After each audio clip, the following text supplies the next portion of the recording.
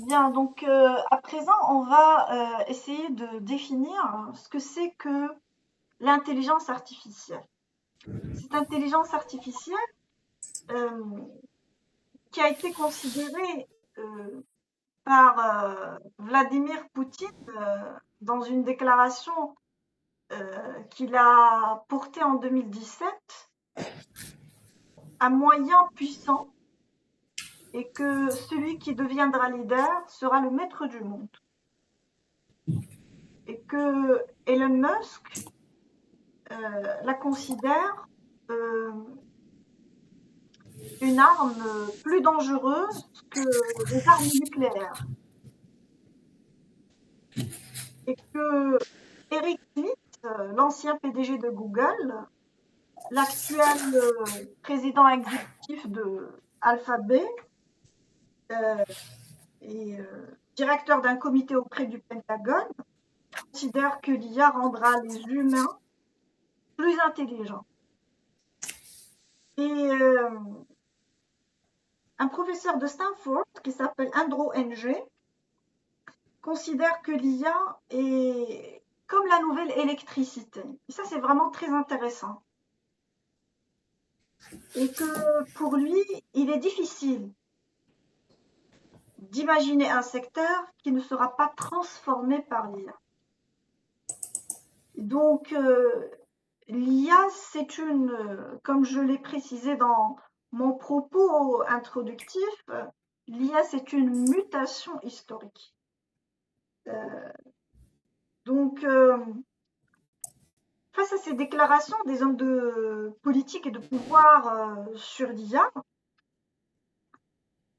on a besoin de définir tout d'abord ce que c'est que l'intelligence, pour cerner d'abord le terme au sens sémantique.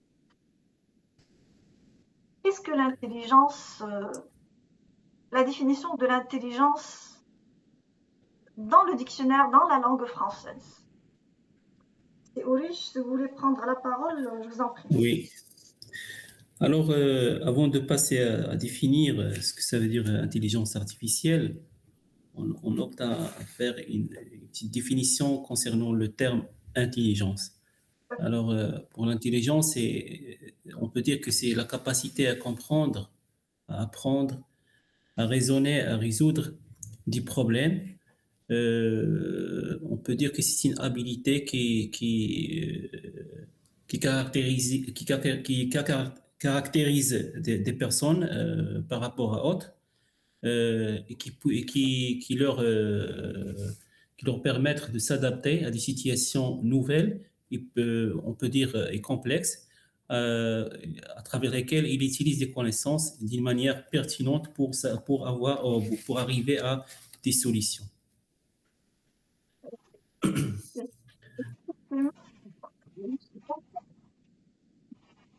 Le terme intelligent dans le dictionnaire français, par exemple Robert, on trouve qu'il fait allusion à trois actions.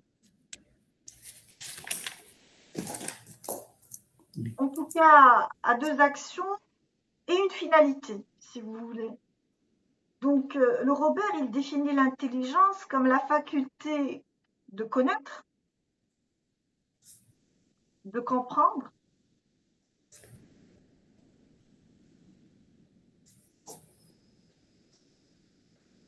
afin de s'adapter facilement.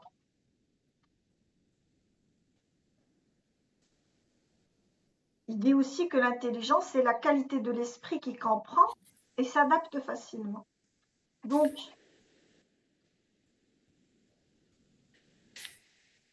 Alors, l'intelligence, oui, je vous en prie.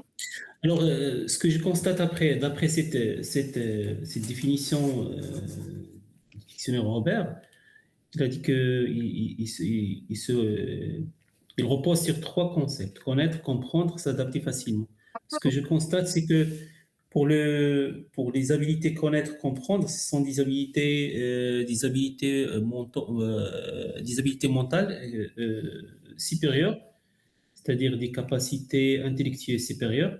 S'adapter, c'est-à-dire un savoir-être, un savoir-agir tout à fait. qui est une compétence qui n'est pas accessible à tout le monde. C'est pour cela que c'est pour cela qu'une personne intelligente, c'est pas forcément une qualité qui peut être donnée à n'importe qui.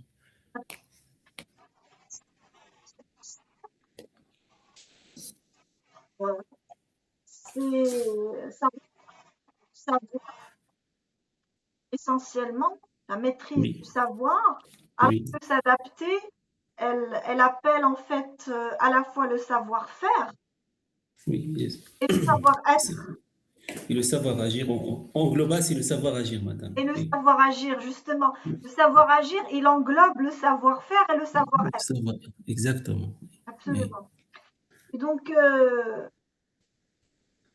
connaître, c'est euh, c'est important de définir en fait la différence entre connaître et apprendre parce qu'il y a une certaine subtilité entre les deux. Alors, pour apprendre, apprendre, ça vient, si on va lier les deux concepts ou bien les deux verbes d'une manière, c'est-à-dire en relation avec un processus dans le temps, apprendre vient toujours avant connaître. Mais pour apprendre, on doit connaître des choses, ou bien des prérequis, ou bien des pré-acquisitions pour bâtir ou bien développer de nouveaux connaissances, ou bien de nouvelles connaissances. Je tiens juste à préciser que dans la définition du dictionnaire, il n'y a pas apprendre. Mais en fait, en filigrane, pour connaître et comprendre, ce sont des éléments, des piliers en fait du processus d'apprentissage. Et donc, l'intelligence est en parfaite relation avec le processus d'apprentissage, avec un apprentissage continu et permanent. Et Oui, donc, une entité, pour rester large, parce que l'intelligence n'est pas uniquement du ressort de l'humain, mais aussi de tous les êtres vivants. Quand je oui, dis êtres vivants, c'est à la fois des animaux, des arbres, et qui ont oui, cette capacité de connaître leur environnement, de recueillir des informations de la part de leur environnement, de oui, comprendre les signaux envoyés par leur environnement et oui, de prendre une décision pour s'adapter et assurer et garantir surtout leur viabilité, voire leur bien-être. oui. Donc, encore une fois, l'intelligence, elle est parfaitement liée avec l'apprentissage. Exactement. Mais alors, ce que vous venez de dire, madame, je vais ajouter quelque chose, c'est le fait de peut-être connaître des choses, ça, ou bien recevoir des signaux à travers le milieu où on est, de faire classer ou bien de faire répertorier ces signaux ou bien ces informations qui viennent du milieu. C'est-à-dire, je peux vous guider ou bien vous parler de la théorie d'apprentissage de Jean Piaget. Il parle de constructivisme, c'est-à-dire c'est un processus où l'individu se trouve dans des situations complexes à travers ses connaissances antérieures. Il n'arrive pas à dépasser des obstacles dans cette situation. Alors, on peut dire il devient dans une situation de déséquilibre, mais une, à travers un ensemble de mécanismes ou bien d'opérations qui s'effectuent au niveau de son schéma intellectuel ou bien de son cerveau, il arrive à certains temps de refaire ou bien de redéfinir son équilibre et comme ça, un nouveau apprentissage se réalise.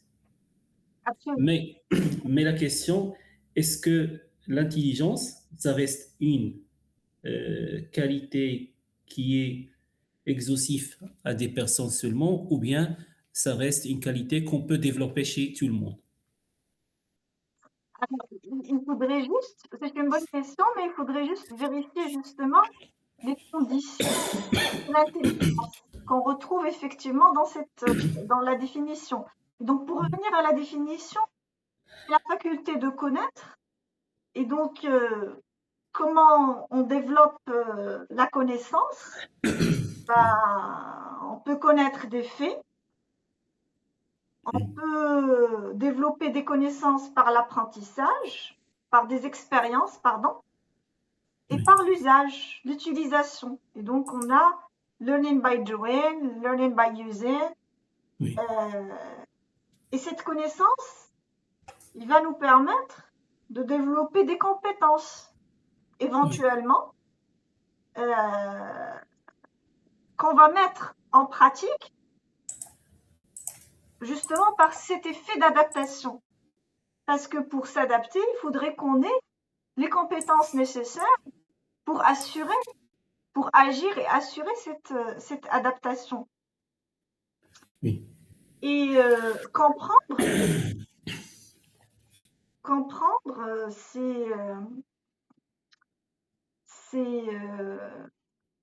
le verbe comprendre a plusieurs en fait significations. Parmi celles que je trouve la plus intéressante, c'est contenir en soi. Et en fait, contenir cette connaissance en soi. Et donc, cette connaissance n'est plus juste de l'information, n'est plus juste des informations que je recueille de mon environnement, que je recueille de mes expériences, que je recueille des transmissions, soit générationnelles, soit des transmissions que je trouve dans les livres ou d'autres sources. Mais en fait, au-delà de l'information, on est en fait dans l'appropriation du savoir. Et j'aime bien cette expression, le fait de contenir la connaissance en soi. Et donc, si on la contient en soi, donc on comporte cette connaissance. Elle est comprise en nous. On la saisit. Et si on l'a contenue en soi, donc on peut l'utiliser. Ça nous ramène, madame, donc, à la taxonomie de Bloom. Absolument. Et donc, on peut la transformer en un savoir utile. Oui. En un savoir utile que je peux mettre en pratique. Et donc, et c'est là, en fait, c'est là où c'est vraiment très intéressant. On passe d'un savoir, d'une information à une connaissance qu'on s'est appropriée, qu'on a saisie en soi, qu'on a contenue en soi, qu'on a compris en soi, et donc c'est devenu une partie de ce soi, Oui. et qui va nous permettre naturellement de S'en servir développer carrément. notre attitude, qui est en fait le facteur déclencheur du comportement, de l'agir. Oui. D'accord? Et donc, l'agir, c'est s'adapter. Et s'adapter, c'est quoi? C'est tout simplement le fait d'être en harmonie avec les circonstances, avec le milieu dans lequel on est.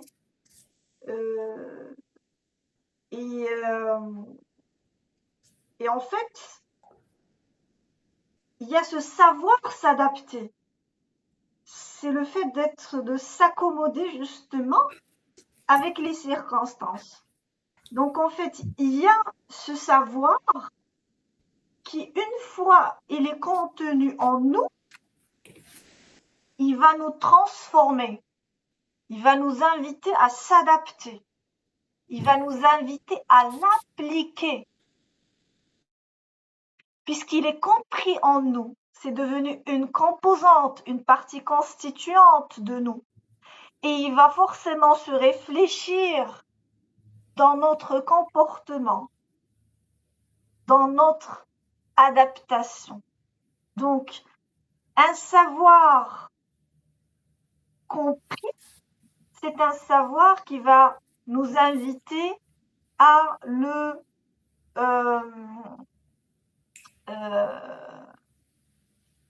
matérialiser par un comportement. Et ça, c'est vraiment intéressant. Et c'est ça le savoir utile. Le savoir utile, c'est un savoir qui se réalise en fait par des actions. Et ça rejoint en fait ce que nous disait notre prophète. La fa'idata min ilmin la yuntafa'u bih. Il ne s'agit pas d'avoir juste un cerveau et une tête bourrée d'informations, mais qu'on n'a pas compris, qui n'est pas en soi, qu'on l'a pas suffisamment digéré pour qu'elle change notre vision du monde et par conséquent notre comportement via notre adaptation, parce qu'en fait on a adapté on a adapté notre comportement par rapport à ce que nous avons compris, par rapport à ce que nous avons appris. Et donc cette intelligence, c'est un processus nourricier et c'est un processus d'apprentissage et d'adaptation et de compréhension continue de l'être humain. Et ça, c'est vraiment quelque chose de très intéressant, comment on passe d'une information qui est brute à une information qu'on a travaillée, qu'on s'est appropriée, qui est devenue contenue en soi et qui va forcément se réfléchir, se manifester par un comportement et donc par une adaptation et donc une amélioration pour être en plus en harmonie avec les circonstances, avec l'environnement qui nous entoure. Donc voilà ce que c'est qu'en fait une intelligence au sens sémantique. Et ça, elle nous apprend beaucoup de choses en fait.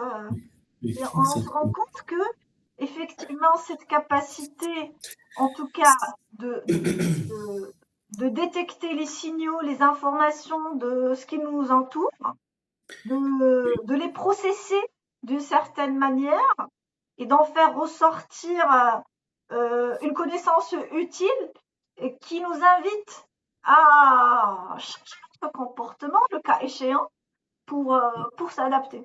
Parce que bon, pas tout apprentissage, il va nous faire changer de comportement.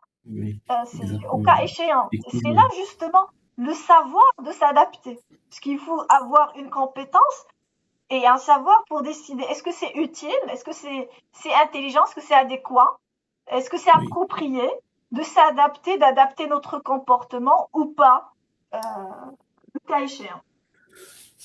Exactement.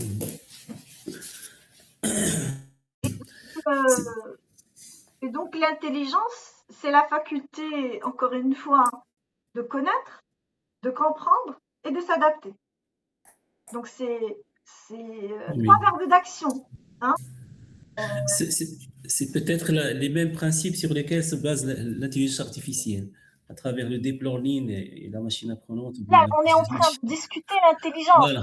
Et donc c'est pourquoi je dis dans mon propos entité. Oui. Entité pour embrasser à la fois l'intelligence humaine, l'intelligence de toutes les espèces vivantes, du vivant. Donc des animaux, des herbes, des insectes, et éventuellement, c'est ce qu'on va vérifier après, est-ce que c'est le cas effectivement de la machine? D'accord? Donc, est-ce que la machine, elle répond à ces trois verbes d'action? Et c'est ce qu'on va vérifier justement juste après. Oui. Et donc, pour moi, l'intelligence, c'est cette capacité, ça c'est ma réflexion, c'est cette capacité d'enclencher un processus nourricier continu et vital pour toutes les espèces vivantes. Parce que si les animaux n'étaient pas Intelligent. adaptés en fait de cette intelligence, ils pourront pas exister depuis l'Antiquité jusqu'à aujourd'hui. Oui, Donc de l'intelligence, l'intelligence elle est liée à la viabilité des espèces vivantes. Et donc une entité qui apprend le plus, elle a plus de chances de rester en vie. oui, Et c'est la raison pour laquelle on trouve des animaux qui ont appris à s'adapter avec la nature en mangeant oui, par exemple des scorpions, alors que oui, les scorpions sont vénémineux. Euh, et pourtant, ils ont développé un savoir qu'ils ont transmis à leur progéniture pour leur montrer, voilà comment manger un scorpion sans mourir. oui, Voilà comment manger un serpent vénémineux sans mourir. Donc voilà, c'est pour dire que, encore une fois, c'est des exemples pour étayer que l'intelligence elle n'est pas uniquement du ressort de l'humain, mais de toutes les espèces, de l'espèce vivante. Et à cet effet, je voudrais bien préciser l'ouvrage très intéressant de Bernard Lahire, bien, intitulé Savoir ou périr. Et j'ai beaucoup apprécié oui, comment il a relié le savoir à la viabilité non seulement de l'espèce humaine, mais en fait de toutes les espèces vivantes, avec des exemples très concrets dans son ouvrage. Donc, l'ilm que Dieu nous a invités à développer min al-mahdi ila al-lahd, euh, c'est quelque chose d'extrêmement vital pour toutes les espèces vivantes en tout cas. oui. Alors, ça nous ramène toujours sur les trois principes que vous avez annoncés concernant l'intelligence, c'est-à-dire pour arriver à continuer à vivre dans un environnement qui change d'une manière constante, c'est-à-dire, par exemple, vous avez déjà évoqué deux exemples. Ce sont des bons exemples qui illustrent le développement de l'intelligence d'un être vivant pour, pour garder sa viabilité, c'est-à-dire c'est savoir s'adapter au changement de l'environnement à travers un ensemble de connaissances et à travers la compréhension de l'évolution des circonstances sur lesquelles on est. C'est-à-dire, on doit tout d'abord être conscient, ou bien on doit tout d'abord comprendre les circonstances et les changements qui sont arrivés dans le milieu où nous vivons. À travers la compréhension, en utilisant des connaissances qui ont été déjà acquises, on peut peut-être développer des méthodes, des pratiques à travers lesquelles on peut continuer à vivre dans un monde qui change. Par exemple, on sait très bien que l'humanité, il y a quelques siècles, les gens vivaient dans des espaces qui sont dispersés. C'est-à-dire que chacun il a sa propriété qui est loin de l'autre. Maintenant, on est obligé de vivre dans des immeubles, dans des appartements avec plusieurs personnes, c'est-à-dire, c'est-à-dire il n'y a plus une question d'intimité, c'est-à-dire, mais les gens, ils ont arrivé à travers leur intelligence de savoir vivre dans ces conditions. C'est-à-dire, je peux vivre dans un appartement avec peut-être 5 ou bien 10 voisins et sans avoir des confrontations avec eux. Et ça, c'est une image ou bien c'est une illustration d'une intelligence humaine qui s'est développée par le temps.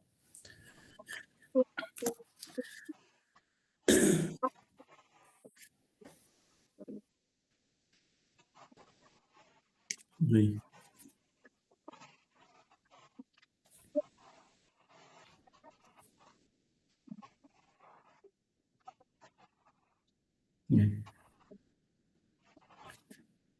Oui.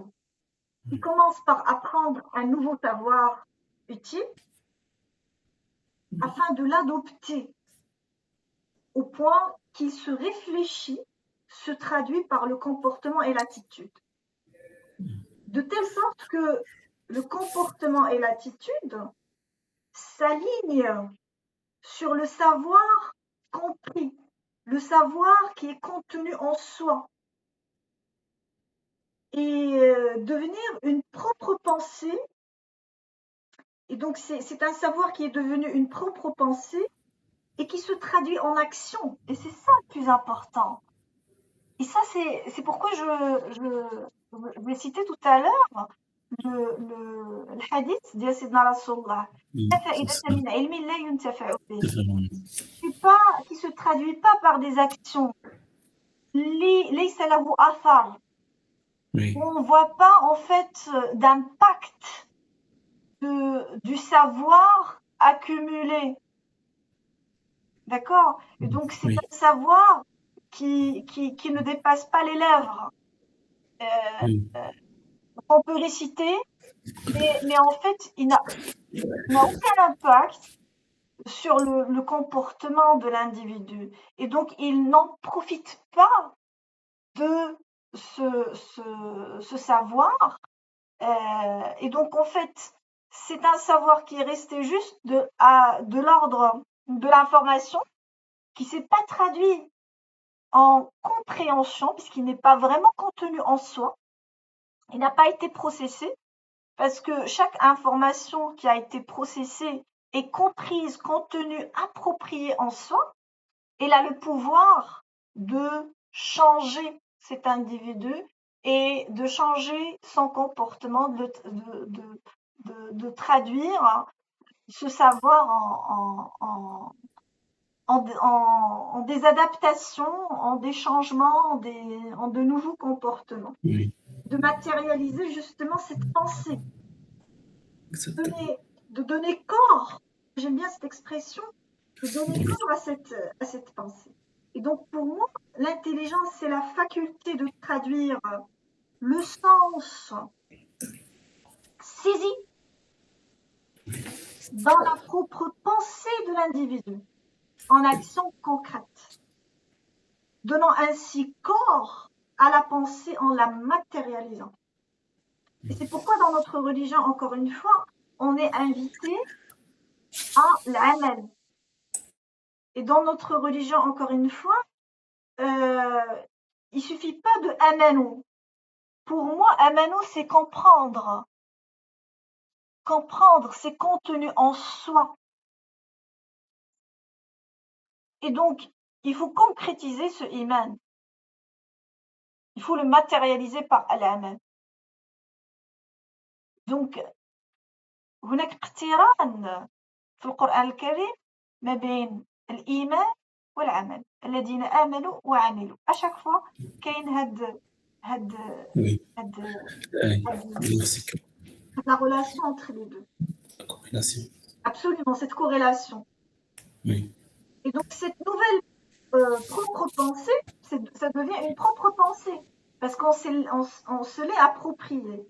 Elle est contenue en soi.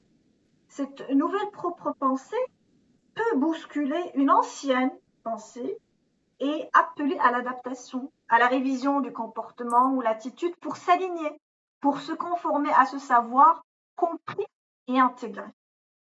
Et donc l'intelligence exige en permanence une interrogation des sens et savoir compris.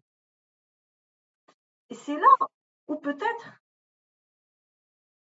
il y aurait une différence entre l'intelligence humaine et l'intelligence de la machine.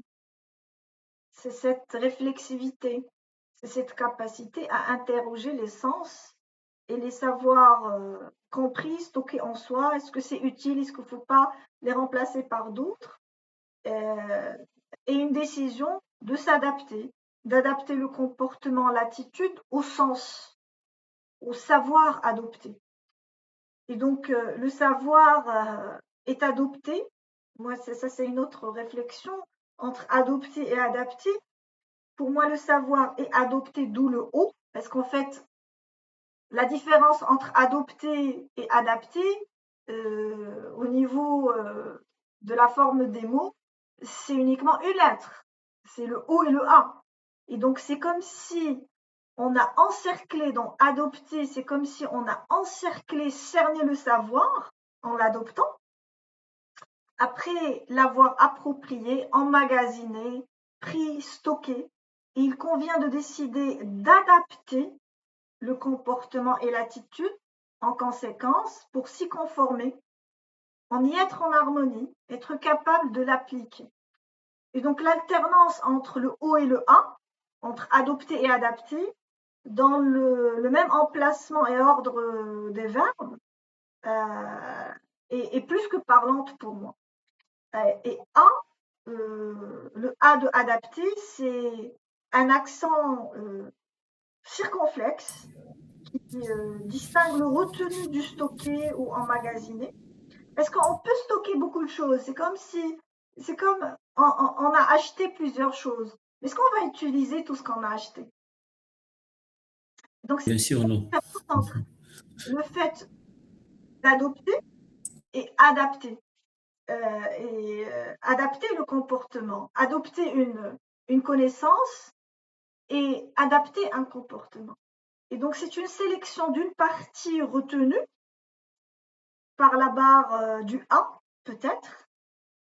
C'est le passage du O au A, marquant la limite entre le savoir compris et celui retenu, qui invite l'individu à s'adapter, à ajuster, à s'ajuster pour être à une distance juste entre la pensée et l'acte, entre la parole et Oui, le geste, oui. ce qui peut nécessiter une modification consciente et une évolution, voire une mutation à réviser, revoir, s'interroger et décider, chose que ne fait pas effectivement la machine.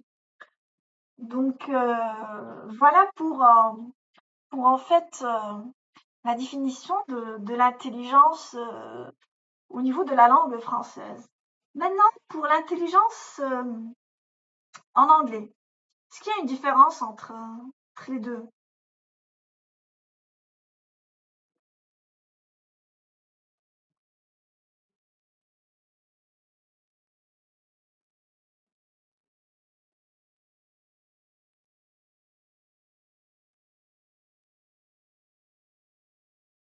Je crois que c'est la même chose au niveau sémantique, que ce soit en français ou bien en anglais, Ouais, parce qu'en anglais, on peut la définir as the ability to understand, learn, reason, solve problems, and adapt to new situations. exactement, exactement.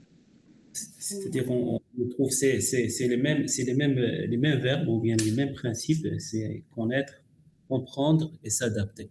Absolument, Voilà. absolument. Alors effectivement, si on cherche la définition dans le dictionnaire d'Oxford, ben, c'est ce qu'on trouve.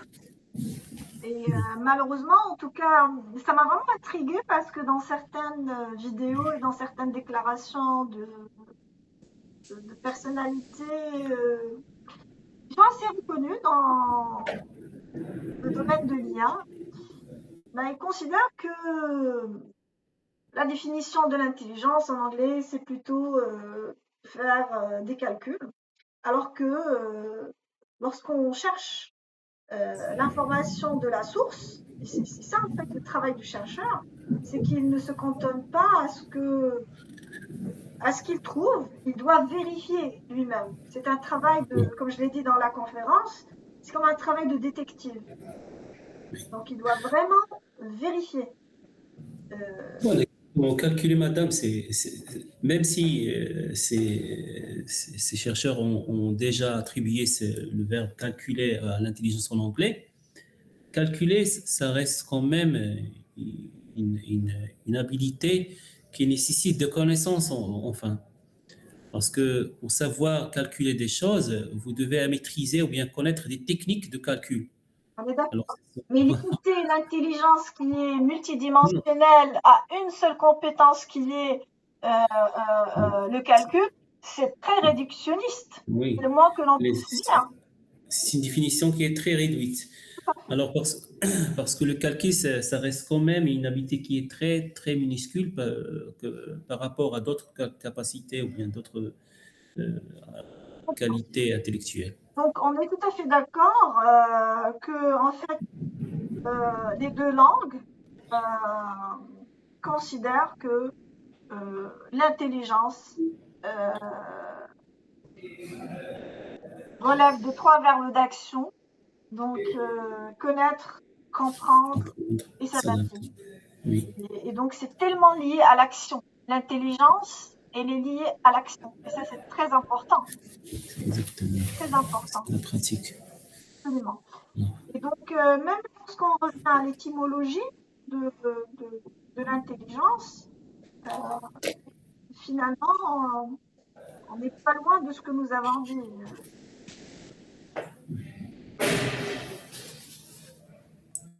Donc, c'est un mot latin, intelligentsia, dérivé de intelligere, qui est action de comprendre, la faculté de comprendre, etc. Et donc, encore une fois, en fait, on a la même définition pour les deux langues. Alors maintenant, on passe à la définition de artificiel. Qu'est-ce que l'artificiel?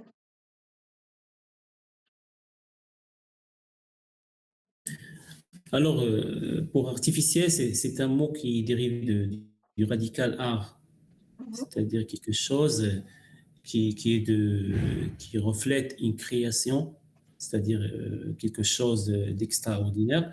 C'est-à-dire que il y a seulement des personnes ou bien des personnes qui sont capables de faire de l'art. Quand on parle de l'art, c'est-à-dire c'est une faculté qui n'est pas donnée à tout le monde. C'est quelqu'un qui peut faire des choses ou bien des réalisations créatives.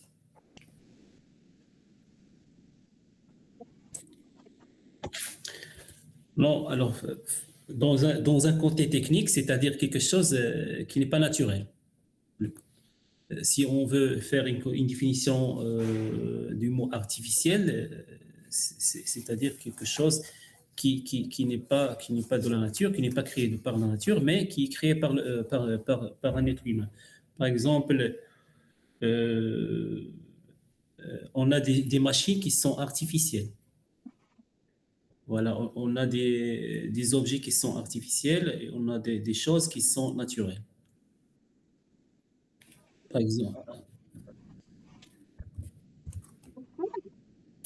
Euh, Comme vous l'avez bien dit, c'est tout ce qui n'est pas créé par la nature oui, est considéré euh, de l'ordre de l'artificiel et qui essaie d'imiter la création de la nature.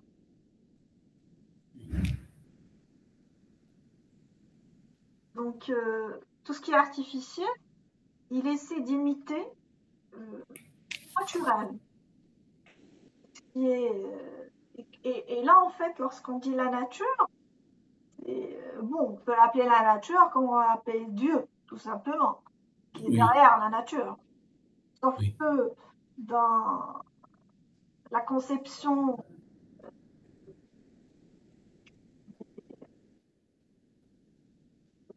comment on appelle ça, en tout cas des pays développés qui veulent éliminer justement toute trace de la spiritualité et du divin dans tout ce qui est scientifique, ils appellent ça la nature. Mais en réalité, qui a créé la nature, c'est Dieu. C'est Dieu, Donc, oui. en fait, c'est ce qui est artificiel, c'est tout ce qui a été créé et qui imite, qui a été créé par qui? par l'homme Par ou l'homme la machine, ou bien par la machine. Oui. voilà, pour imiter justement la nature ou une créature divine. Donc, ça nous invite en fait à faire la différence entre l'artefact et l'artificiel.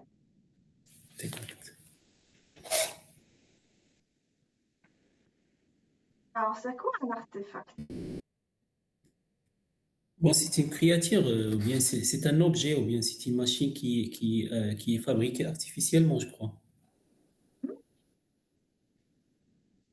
Pour artificiel, c'est l'adjectif qualificatif. C'est une qualité. C'est-à-dire, quand on parle d'artificiel, c'est-à-dire on parle d'un mouvement qui dépend d'une cause extérieure. C'est-à-dire, qu'on venir de dire que, peut-être on peut créer ou bien on peut produire des choses, parce que le verbe créer, c'est exclusif au Dieu. Alors on peut produire ou bien innover ou bien des choses ou bien des objets ou bien des machines, mais ça reste toujours dépendante de notre volonté.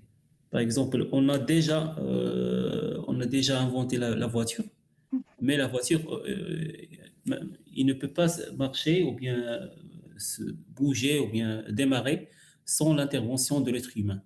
Alors, on doit donner toujours un ordre ou bien un renseignement ou bien une commande à cet objet pour qu'il puisse marcher ou bien s'activer.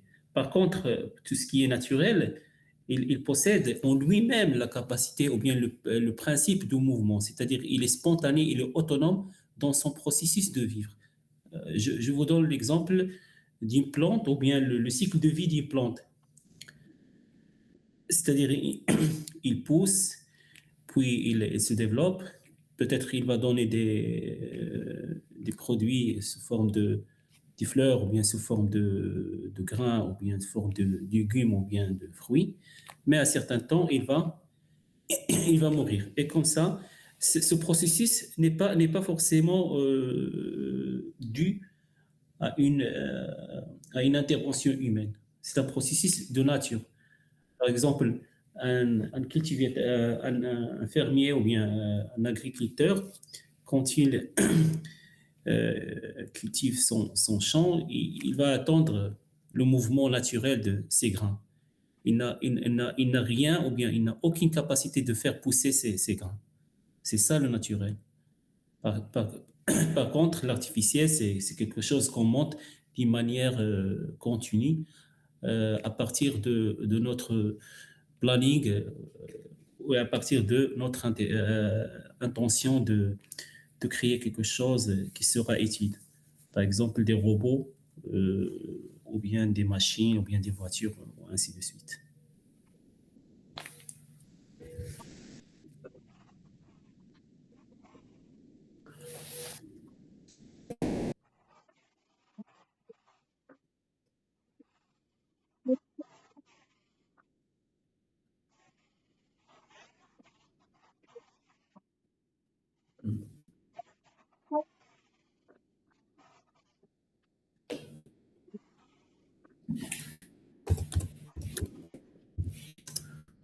C'est quoi l'artificiel qui vient Oui, imiter un lac naturel, exactement, oui. un parfum artificiel qui vient imiter un parfum naturel d'une fleur, etc. Des Oui, fleurs, encore une fois, oui, artificielles qui viennent imiter des fleurs naturelles. oui, Et l'artefact, c'est l'objet lui-même qui est fabriqué par l'être humain oui. euh, et qui est créé en fait par un instrument de mesure comme, alors comme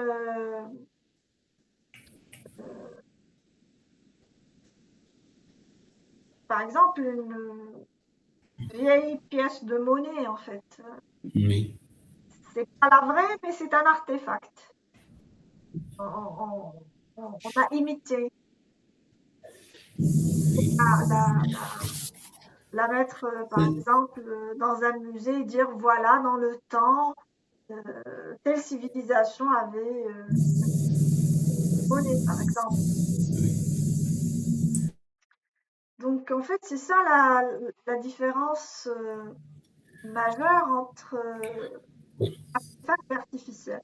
Mais artefact, c'est une composante, si vous voulez, euh, et dans la continuité de l'artificiel. Ah, bien sûr, madame, comme vous venez de dire, il s'agit d'artefacts, c'est-à-dire quelque chose qui est tangible, c'est-à-dire un objet fabriqué par l'être humain Voilà. qui peut être qui peut nous servir dans la réalisation de certaines tâches. Par exemple, une machine à laver, par exemple, un mixeur, par exemple, des fleurs en plastique. C'est un artefact. Par contre, vous avez déjà mentionné cet exemple des fleurs. On a des fleurs qui sont naturelles et on a des fleurs qui sont en plastique. Alors, quand on parle d'une fleur en plastique, c'est un processus de mutation, ce qui est naturel, mais ça reste quand même un artefact. Un artefact. Bon. Pour l'artificiel, c'est, comme je viens de le dire, ça reste un adjectif qui qualifie ce qu'on a produit, ou bien ce qui a été produit par l'homme. C'est-à-dire, on peut dire un artefact, c'est un objet artificiel.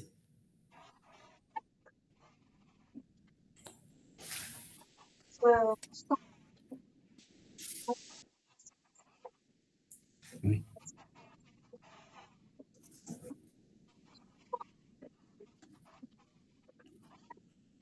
oui,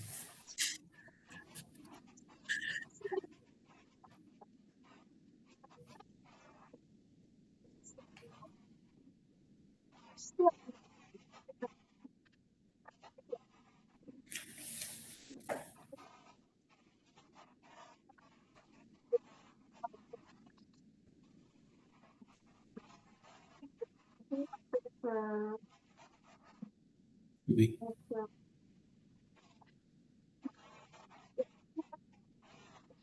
artefact et artificiel, et tout ce qui est artificiel, c'est une créature humaine, hein, et de la technique humaine. D'accord. Alors maintenant, on arrive à la définition de. On va rassembler maintenant les deux bouts, hein. Donc le terme intelligence et artificiel. artificiel. Alors qu'est-ce que l'intelligence artificielle?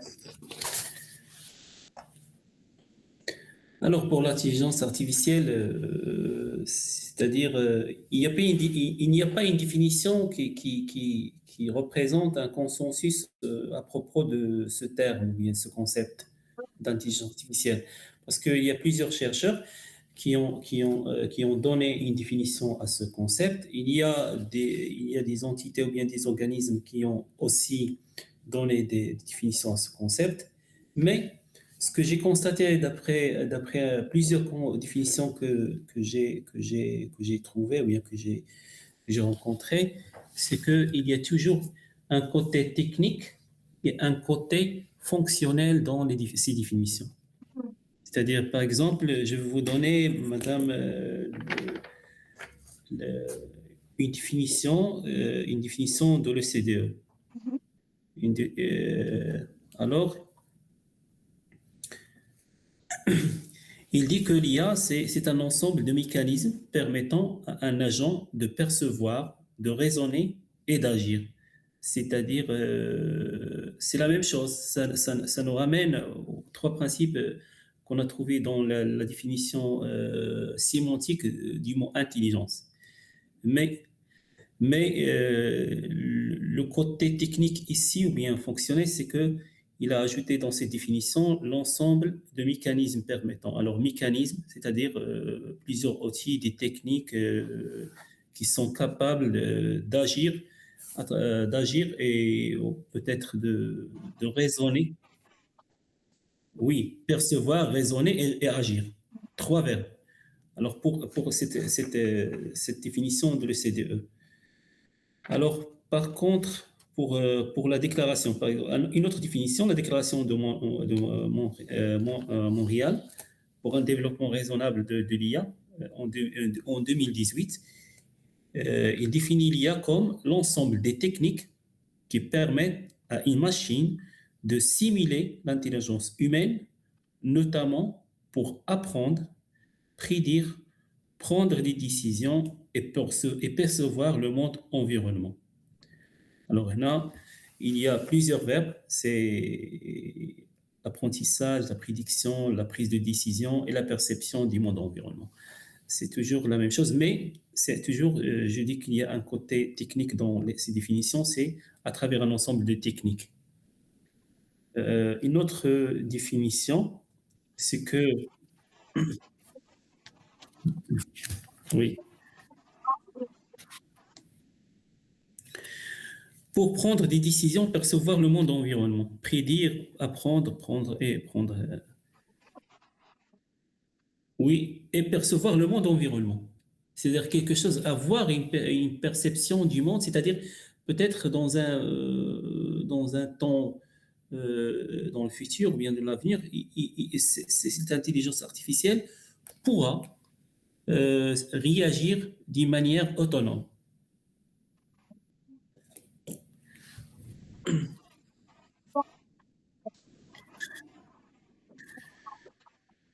Oui, oui, en général. Oui. Une autre définition, pour définition de Action Technology Vision 2017, définit l'IA comme l'ensemble des procédés et techniques permettant aux machines de devenir conscientes et intelligentes et de reproduire le comportement humain. Ces technologies sont matérialisées par plusieurs techniques, à savoir des machine learning, deep learning, des chatbots, de la reconnaissance faciale et vocale. Alors, c'est la même chose, mais ce qui est ajouté dans cette définition, c'est que l'intelligence artificielle repose sur des machines qui doivent être conscientes et intelligentes pour reproduire le comportement humain.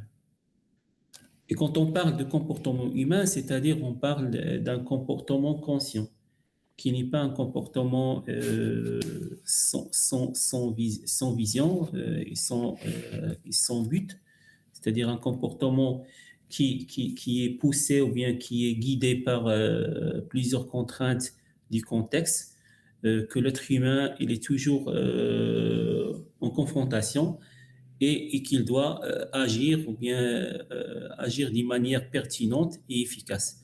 C'est-à-dire, dans cette définition, ces machines doivent être capables de simuler ce comportement qui est un comportement conscient et n'est pas un comportement qui est d'une manière non consciente. Accenture Technology Vision 2017. Accenture Technology Vision. D'accord. Bon, cette définition, je l'ai d'après un article de Sneji, intitulé l'article Intelligence artificielle, état du lieu et application dans le domaine du marketing. C'est un article en 2023.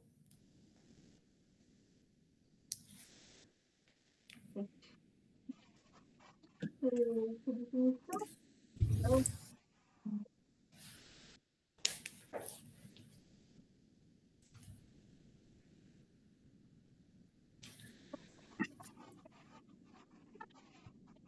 Oui.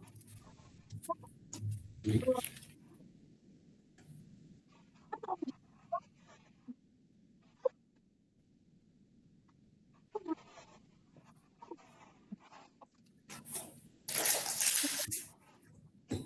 disciplinaires, théoriques et pratiques, qui a pour objet la compréhension de mécanismes de la cognition, de la réflexion et leur imitation par un dispositif matériel et logiciel. Donc, on trouve le soft et le hardware à des fins d'assistance et de substitution à des activités humaines. Alors, une autre définition tirée de l'ouvrage de Asma Malla. Je ne sais pas si vous l'avez acheté, l'ouvrage. Oui, madame. Je viens de le recevoir il y a une semaine. D'accord. Technopolitique, comment la technique fait de nous des soldats.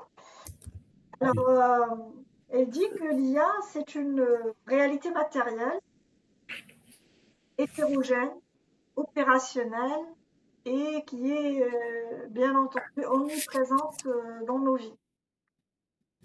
Et qu'elle s'est développée par à-coup, donc par des sauts technologiques en surprise. Et qu'elle est issue de modèles d'entraînement algorithmique de machines type machine learning, type deep learning. Oui.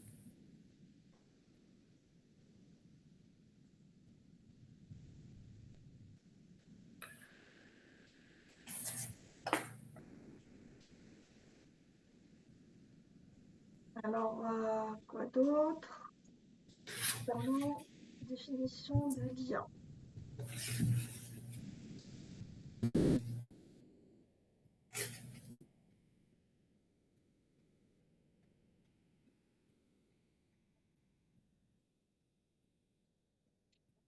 Alors, je pense que c'est tout.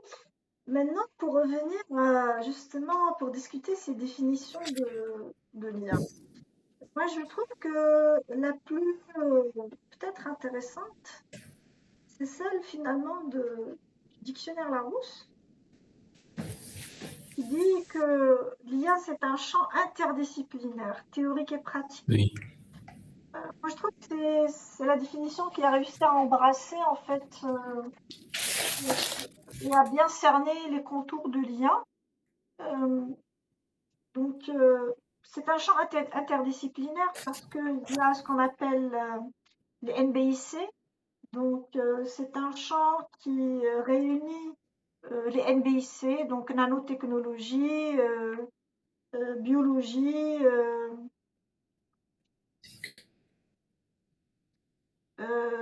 intelligence artificielle, pardon, NBIC, donc information.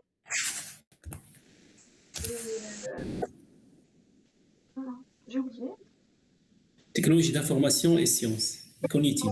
Et sciences cognitives surtout. Oui, cognitives. Oui. Cognitive. Le C, c'est Cognitives. cognitive. Donc,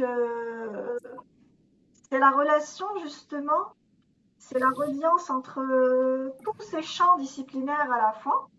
Donc, tout ce qui est technique d'information, tout ce qui est informatique, deep learning, machine learning, etc. Et en relation avec tout ce qui est sciences cognitives. Oui. C'est-à-dire un peu comment fonctionne le cerveau, les schémas neuronaux, d'où l'analyse neuronale, d'où l'intelligence neuronale, etc., qu'on retrouve justement dans l'intelligence artificielle, et tout ce qui est biotechnologie. Donc c'est la confluence en fait de toutes ces disciplines. Et il y a pour objet de cette interdisciplinarité, c'est quoi? C'est la compréhension de mécanismes de la cognition, c'est-à-dire un peu comment fonctionne notre cerveau, la réflexion, comment il réfléchit, comment il raisonne. Oui.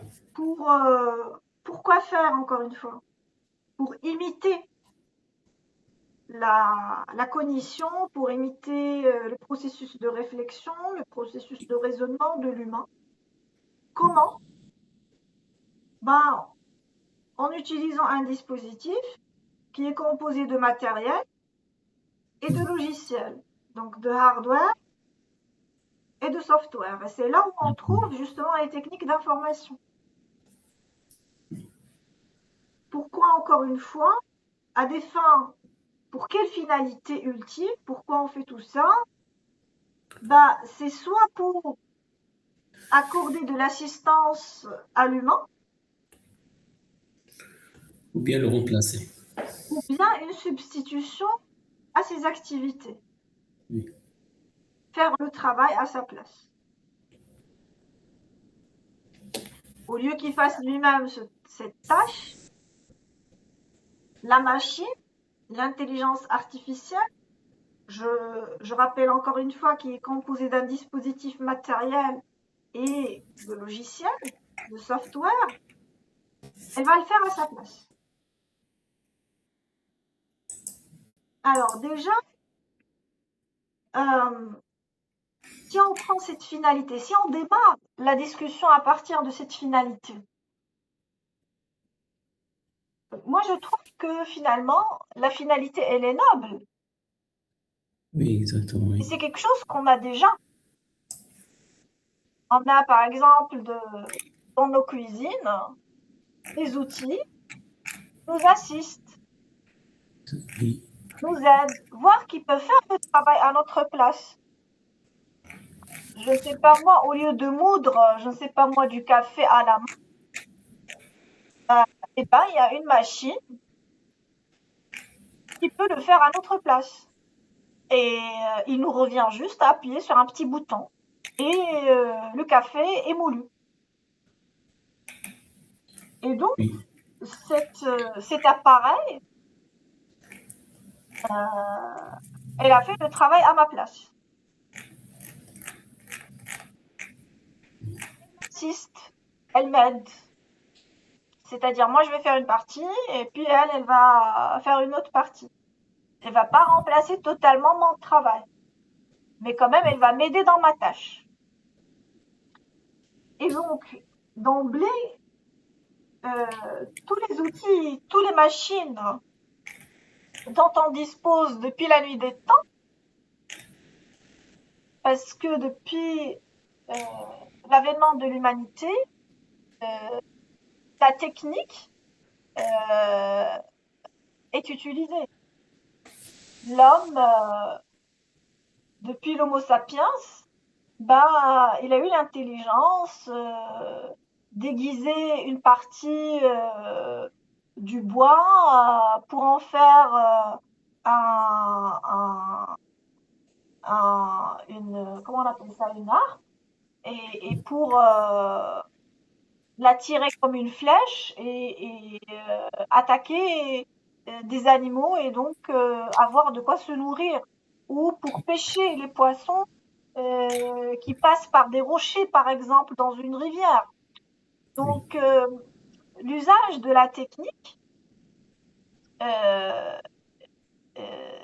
est une créature humaine depuis la nuit des temps pour en fait être assisté, se faire aider parce que bon, il n'a pas des ongles aussi développés et aussi euh, puissants et mordants et piquants comme les autres animaux et des griffes pour attaquer et avoir les autres animaux.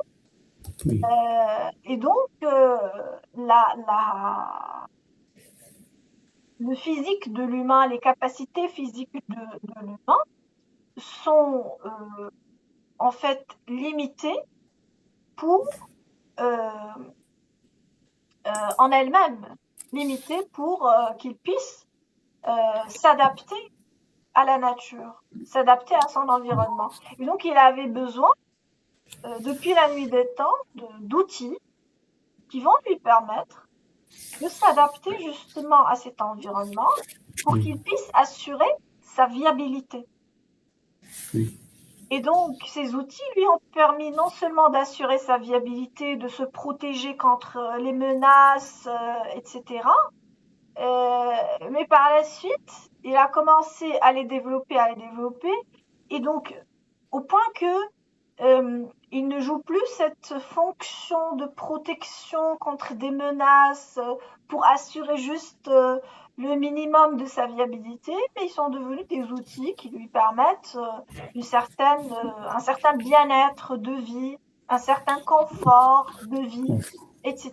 oui, Donc, la, la, la technique, elle est liée enfin, elle est concomitante, je dirais, à l'existence de l'humanité. L'humain avait besoin de, de techniques pour avoir de quoi protéger sa peau contre le soleil, contre la mourdure des insectes ou d'autres animaux, parce qu'il n'a pas un pelage comme les autres animaux qui le protégeait, etc. Et donc, il a dû développer son intelligence pour s'adapter justement à son environnement en créant des outils. Et oui, l'IA, si on étudie cette définition et la finalité de cette, en tout cas de l'IA selon cette définition de Larousse, c'est pas quelque chose qui date d'aujourd'hui. Donc, oui, voilà. Maintenant, ce qui est différent, c'est que euh, c'est c'est c'est l'objectif. Euh, l'objectif. Bon, là, je vais parler de la finalité. Maintenant, l'objectif, oui, c'est la compréhension des mécanismes c'est imiter en fait l'intelligence humaine. Imiter le processus de l'intelligence humaine dont on a parlé tout à l'heure avec les 3 verbes d'action. Et donc, créer des machines qui ont 2 composantes, un soft et un hardware, qui vont imiter justement intelligence humaine. réflexion, cette cognition, la façon de réfléchir, la façon de prendre une décision. Donc, ils vont imiter les 3 verbes d'action dont on a parlé tout à l'heure, à Oui, savoir connaître, donc recueillir des informations. Alors, vous avez dit tout à l'heure un mot très important, autonome. Et ben, oui, jusqu'à présent, c'est l'homme qui alimente la machine oui, des informations de son environnement, soit à travers des capteurs, soit à travers des sondes, etc., pour lui dire voici les informations.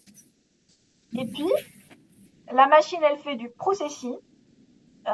C'est ça, ce qu'on appelait tout à l'heure comprendre. Elle fait du raisonnement, etc. oui, Et elle peut, pour certains algorithmes, prendre des décisions. Euh, donc voilà. Maintenant, pour la définition que vous avez donnée, vous nous avez présenté euh, vous me corrigez si je me trompe, de Action Technology Vision. oui, Euh, alors, ça, c'est peut-être le but ultime des transhumanistes et des post-humanistes. On viendra à ces concepts juste après. De oui, créer des machines conscientes. oui. Et intelligente. Bon, intelligentes, oui, parce que déjà les machines actuellement, ils font ces trois verbes d'action Oui, dont on a discuté. oui, Sauf que pas totalement, et on va y revenir. Mais au point d'être consciente, c'est-à-dire la machine, elle sait qu'elle sait. C'est ça être conscient finalement. c'est-à-dire, on parle d'un côté éthique ou moral. C'est-à-dire, il peut distinguer entre ce qui est bon et ce qui est mauvais. Non, mais consciente. Le terme, je ne sais pas quelle est la définition pour eux qu'ils donnent à consciente. Mais pour certains transhumanistes et humanistes et post-humanistes, Yes.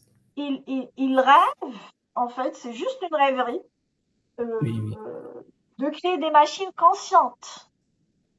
C'est-à-dire quoi? C'est-à-dire des machines qui connaissent ce qu'elles connaissent. واعية عندها إدراك. C'est-à-dire il a une intelligence émotionnelle, je crois, Elle a une précisément. intelligence émotionnelle et surtout, Oui, elle sait ce qu'elle sait et elle sait oui, ce qu'elle ne sait pas. oui. Et elle porte de la conscience. C'est pas comme ce qui se fait actuellement. Donc là, c'est un peu, pour moi, je sais pas, parce que pour être conscient, je ne sais pas. Pour moi, la conscience, elle est que pour les Les êtres humains, humains. oui. Et il y a beaucoup de philosophes qui ont discuté de la question pour les animaux. Est-ce que les animaux, ils sont conscients? Et le débat n'a pas Tranché, été tranché. oui. Pour reproduire un comportement humain. Donc là, on n'est plus dans des tâches, dans le registre des tâches, mais on est plutôt dans le registre de comportement. Et donc, comportement, c'est très large et c'est très multidimensionnel. Euh, donc, voilà. Sinon, pour les autres définitions de l'OCDE, vous les avez commentées, je suis tout à fait d'accord.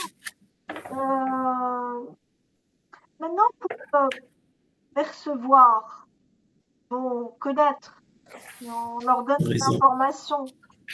Maintenant, pour raisonner, est-ce que la machine raisonne? C'est ça ce qui me pose problème personnellement. C'est lorsqu'on commence à personnifier la machine. La machine, l'intelligence artificielle, qu'est-ce qu'elle fait?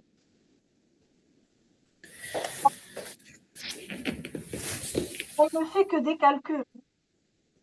Et donc, elle a une intelligence computationnelle.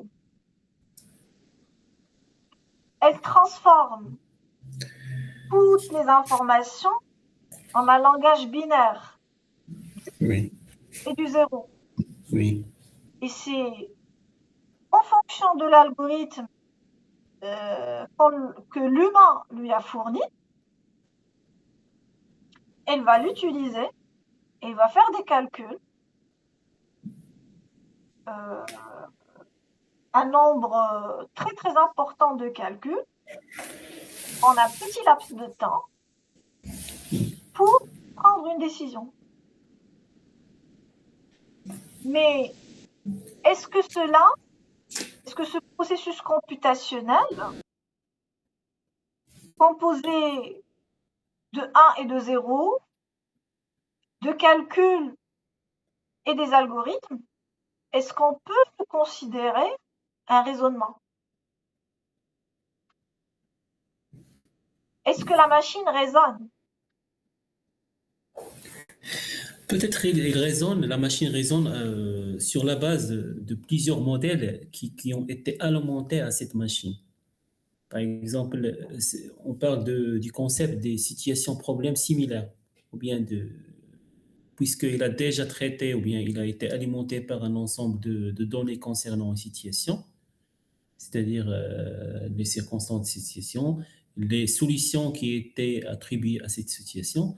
Alors, en confrontation ou bien lors de son croisement avec quelqu'un qui cherche une solution à une situation complexe qui est similaire, ou bien qui est quasi similaire à la situation qui était déjà alimentée dans le système de cette intelligence artificielle, peut-être il va donner des solutions en se basant sur ces données qui ont été déjà alimentées dans cette machine.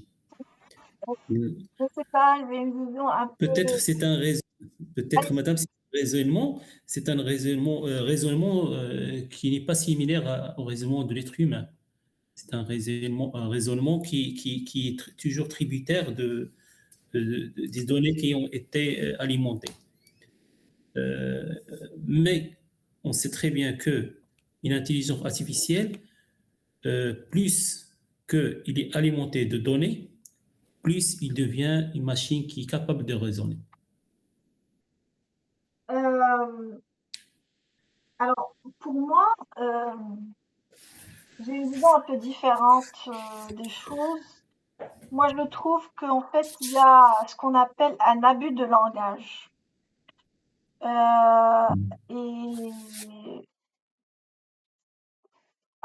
plus j'avance en fait dans la lecture, plus je me rends compte que non seulement il y a un abus de langage, mais en fait il y a aussi euh, des déductions et des conclusions hâtives qui sont formulées par un certain nombre d'auteurs qui sont essentiellement pro de ce courant, qui sont pour ce courant et qui sont essentiellement des transhumanistes et dont la voix s'élève et assourdit des fois à d'autres voix. Euh, pour moi, la machine a été programmée euh, pour faire un certain nombre de calculs et pour faire aussi des prédictions et des optimisations. Et donc, si en fonction de l'information input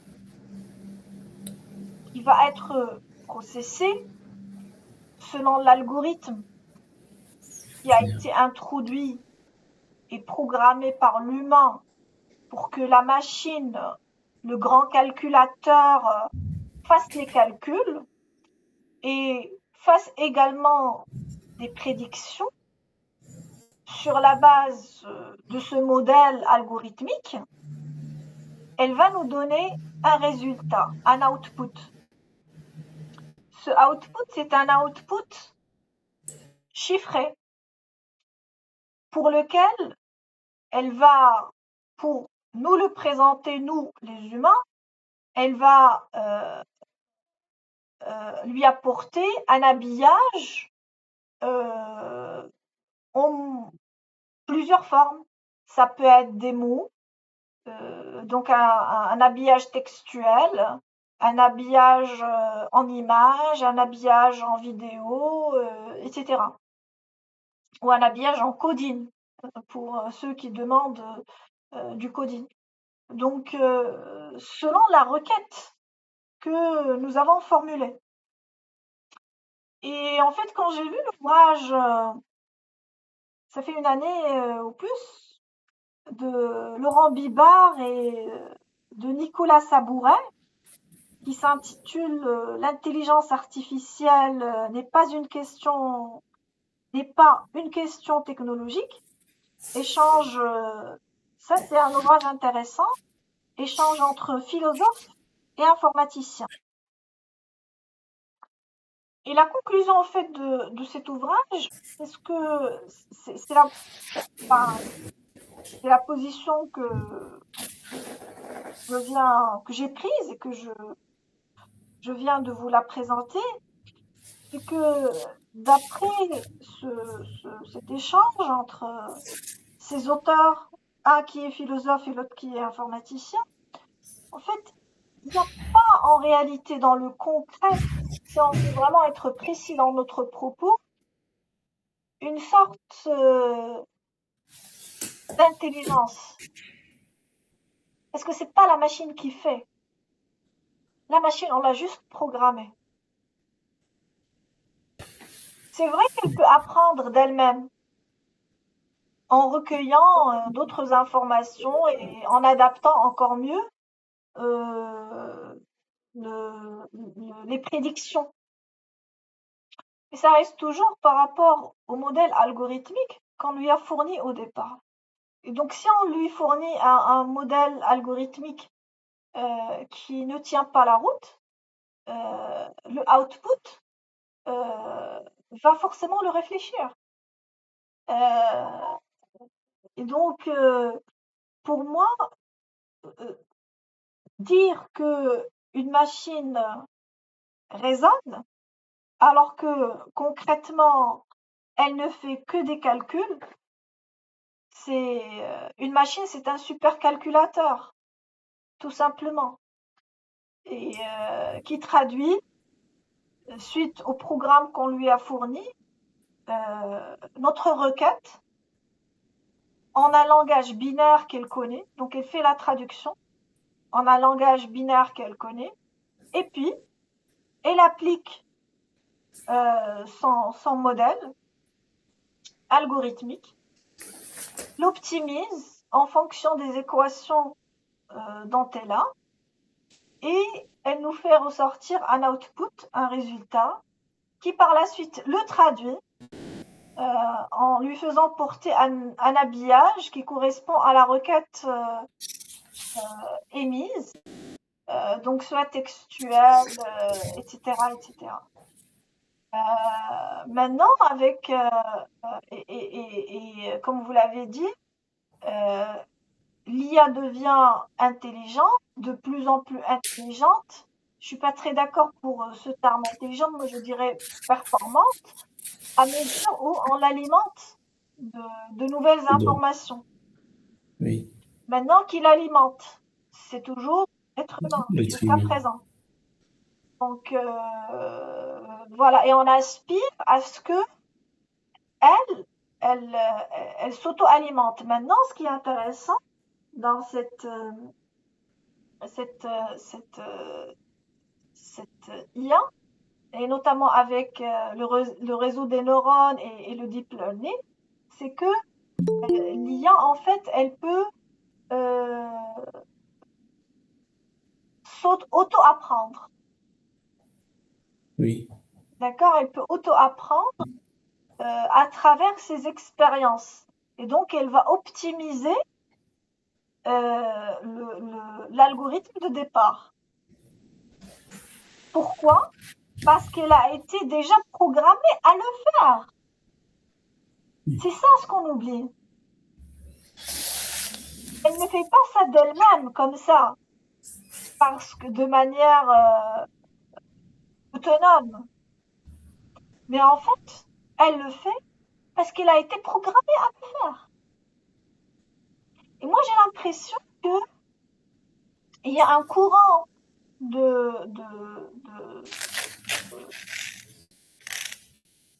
il y a un courant en fait de scientifiques qui essaient de redorer, de faire briller cette intelligence et de faire vendre cette intelligence par des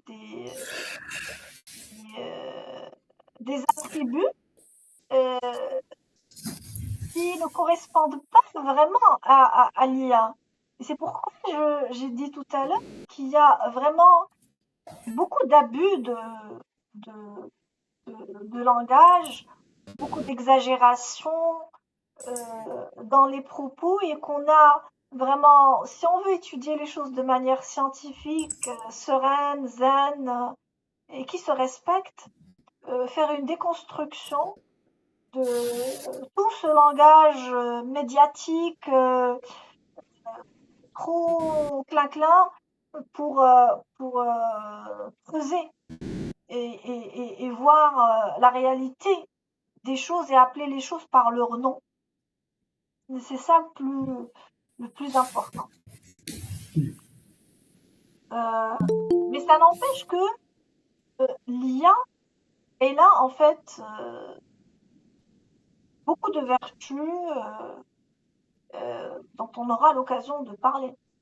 Mais Oui. moi, ce qui me dérange, c'est d'attribuer à une machine, et surtout quelque chose qu'elle ne fait pas d'elle-même, et surtout à la personnifier.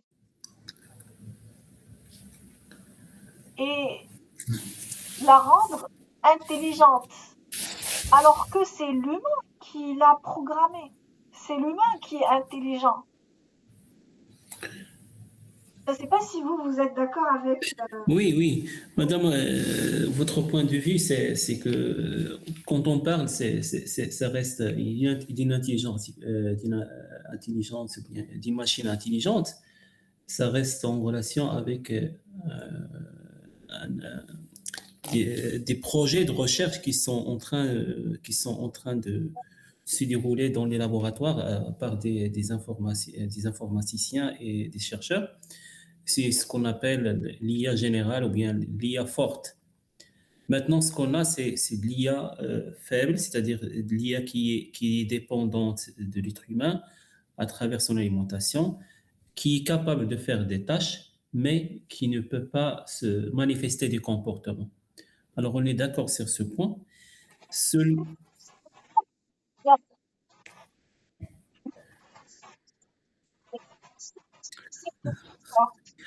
Oui. Alors, les attentes de l'IA ou bien les aspirations des chercheurs concernant l'IA forte, ça reste quand même des aspirations qui reflètent ou bien qui illustrent le courant des post-humanismes. Voilà. C'est qu'on est en fait détaché de la réalité des choses. Vous voyez, c'est que en fait, au lieu de dire que c'est l'humain qui a produit ces algorithmes que la machine fait tourner par des données qui sont alimentées par l'humain, encore une fois, on attribue à l'IA. Vous comprenez?